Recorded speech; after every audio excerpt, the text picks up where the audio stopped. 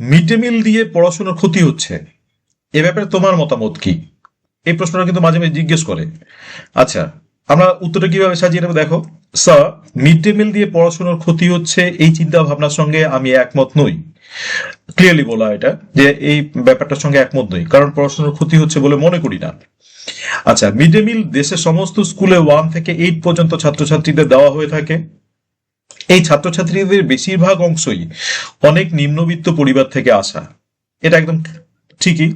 আচ্ছা, তারা অনেকে না খেয়ে স্কুলে আসে, স্কুলে এসে পড়াশোনার সাথে সাথে গরম পুষ্টিকর খাবার খুব আনন্দের সঙ্গেই খায়, তাই স্কুলে আসার প্রতি তাদের আগ্রহ খুব বাড়ে।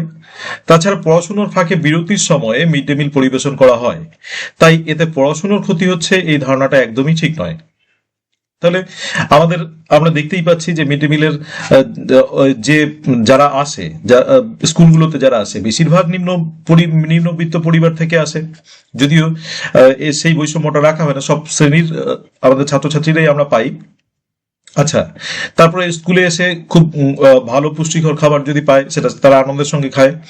এবং এইটা কিন্তু একটা সময় দেওয়া হয়, সেই সময়টাকে আমরা জানি যে টিফিন টাইমে এটা পরিবেশন করা হয়। তাই এখানে বরং আমরা যে জিনিসটাকে প্রেজেন্ট করার চেষ্টা করবো যে না, মিড ডে মিলে ক্ষতি হচ্ছে না, বরং মিড ডে মিলে অনেকগুলো উপকার হচ্ছে বা অনেক লাভ হচ্ছে। শিক্ষার্থীদের দিকে লক্ষ্য রাখলে তো সেটা একটা ভালো উপকারী হচ্ছে বা সার্বিক উন্নতি হচ্ছে। তাহলে এই জিনিসটাকে কিন্তু আমরা আমাদের অ্যান্সারটাকে রেডি করে বলার চেষ্টা করব বাড়িতে। যদি সেভাবে বলার চেষ্টা করতে পারি তাহলে কিন্তু আমরা বা বলতে পারি তাহলে কিন্তু আমাদের এখানে একটা ভালো মার্কস ক্যারি হবে বা গুড ইমপ্রেশন একটা তৈরি হবে।